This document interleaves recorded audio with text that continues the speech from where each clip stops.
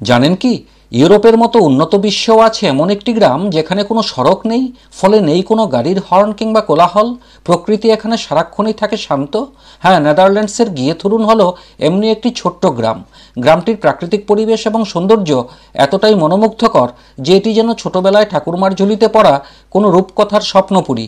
সর্বত্রই ফুটে আছে রং বেরঙের বাহারি সব ফুল। এ যেন সাক্ষাৎ স্বর্গোদ্যান। গ্রামের বাড়িঘরগুলোর বাস্তুশৈলীও দেখার মতো। সব মিলিয়ে ঠিক যেন শিল্পীর নিখুঁত তুলির টানে পটে আঁকা কোনো ছবি। গ্রামে যাতায়াতের একমাত্র উপায় হচ্ছে নৌকা আর জলপথ।